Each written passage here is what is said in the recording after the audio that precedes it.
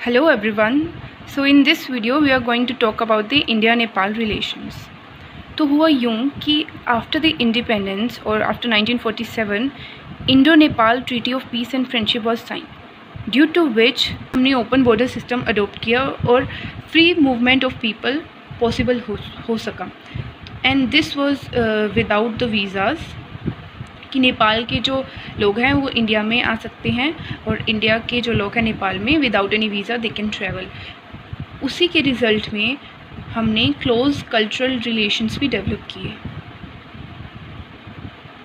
But today this relations has been threaten due to the ongoing dispute. So अब हम इस video में detail में we will get to know what is the bone of contention. अभी हमने news में काफ़ी ये सुना है कि इंडिया और नेपाल में बॉर्डर डिस्प्यूट चल रहा है and this dispute is majorly for two reasons, that is Kala Pani and the another one is Susta. So इस पूरे प्रॉब्लम का जो एक स्पार्क है कहाँ से उठी, दैट हैपेंड इन जनवरी 2020 जब इंडिया ने अपना एक पॉलिटिकल मैप जो है पब्लिश किया जिसमें कि इस काला पानी और सुस्ता रीजन को एक इंटीग्रल पार्ट माना गया इंडिया का. ये जो मैप है इंडिया ने जम्मू एंड कश्मीर को जब आर्टिकल 370 टोटली एब्रोगेट कर दिया गया और इसको यूनियन टेरिटरी में कन्वर्ट किया हमने JNK एंड लद्दाख में. उस टाइम पे काला पानी और सुस्ता रीजन को भी उसी मैप में इन्वॉल्व किया गया. आप यहाँ पे देख सकते हो मैप पे ये काला पानी जो रीजन है that is at the tri junction of India, China and Nepal. You can see here India, China and Nepal. और इसके साथ ही साथ अभी ऑलमोस्ट लाइक 10 मई 2020 को इंडिया ने एक रोड टू लिपुलेख इनोग्रेट की जो कि हमें फैसिलिटेट करती है कैलाश मानसरोवर यात्रा के लिए. Earlier what used to happen was, अगर आपको यहाँ जाना है like this region is in the China, तो हमें सिक्किम से होके जाना पड़ता था जिसमें हमें लाइक ऑलमोस्ट अ वीक लग जाता था. पर इस रोड की वजह से that journey we can complete in like 3 to 4 days. और इसी इवेंट के रिस्पॉन्स में like after 10 days on 20th May 2020 Nepal ने भी अपना एक पॉलिटिकल मैप पब्लिश किया जिसमें कि जो रीजन हमने as an integral part of India को शो किया था उन्होंने नेपाली टेरिटरी उसमें उन्होंने शो किया. और अब हम देखेंगे कि नेपाल ने जो लिपुलेख लिम्बुथरा काला पानी को अपनी टेरिटरी क्लेम किया है उसका रीज़न क्या है, वाई दे आर सेइंग कि वो उनकी टेरिटरी का पार्ट है. इंडिया ने नेपाल के इस एक्शन के रिस्पॉन्स में कहा है कि ये जो भी उन्होंने किया है that is totally a unilateral decision and this cartography assertion is totally unacceptable. तो अभी हम थोड़ा बैकग्राउंड समझ लेते हैं कि this is a Kali river in the काला पानी रीजन जो कि डिमार्केट करती है इंडिया एंड नेपाल की बाउंड्री को. ठीक है कि like this is the Kali river जो कि यहाँ से फ़्लो कर रही है और जहाँ ये फ़्लो कर रही है वो जो है एक बाउंड्री क्रिएट कर रहा है इंडिया एंड नेपाल के बीच में. 1816 there was a treaty of Sugauli sign between the kingdom of Nepal and British India. इससे पहले एक एंग्लो नेपोलीज वॉर हुई थी जिसकी वजह से ये ट्रीटी जो है रिज़ल्ट में आई. इस ट्रीटी के अकॉर्डिंग क्या था कि ये जो रिवर है इस रिवर का जो वेस्टर्न पार्ट है वो जो है हम कंसीडर करेंगे डिमार्केशन के लिए.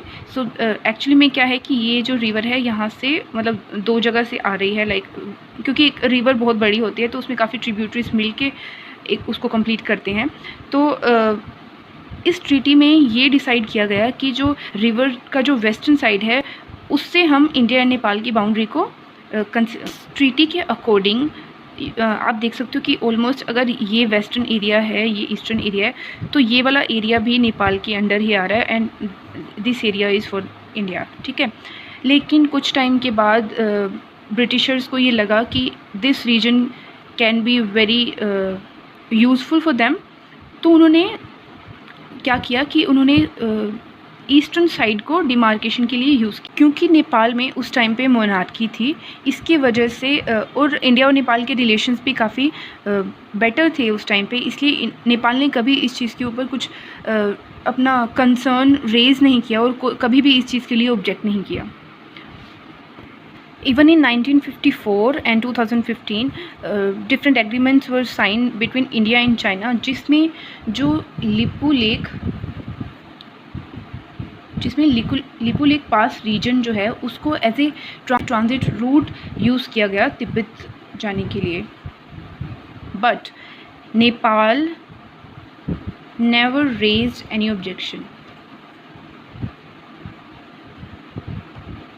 1981 में जब चाइना ने कैलाश मानसरोवर यात्रा को फिर से रीओपन किया गया, तो दिस वाज द रूट जो कि हमने कंसिडर किया। तो अभी प्रॉब्लम ये है कि जब इतने टाइम से हम इस एरिया को अपने टेरिटरी में कंसिडर कर रहे थे, तब नेपाल ने कोई इशू क्यों नहीं रेज़ किया। एक्चुअली इसका रीज़न ये भी है क्योंकि वहाँ पे पहले मोनार्की थी, बट जब डेमोक्रेसी वहाँ पे इस्टेब्लिश हुई तब उन्होंने कहीं ना कहीं इस इशू को रेज़ करना स्टार्ट कर दिया था, और इसीलिए बॉर्डर डिस्प्यूट ये काफ़ी टाइम से इंडिया नेपाल को रिजोल्व करने के लिए काफ़ी बार ट्राई भी किया गया। इवन इन 1990s एक जॉइंट कमीशन सेटअप की गई थी, but that fail to arrive at any possible solution. Also in 2014 दोनों कंट्रीज़ के फॉरेन सेक्रेटरीज़ की मीटिंग हुई थी, but they also fail to resolve this issue. And उन्होंने बोला कि ये जो रिस्पॉन्सिबिलिटी है इशू को रिजॉल्व करने की, this lies with both the countries. India have called Nepal to resolve dispute by having diplomatic talks, पर अभी देखना होगा कि सब सिचुएशन को कैसे डील करते हैं, because there is this lockdown going on and the world is suffering from this pandemic corona virus. Some people are even criticizing our country, India, because they think that India has failed to understand the concern of a smaller country that has sandwiched between the two big Asian countries.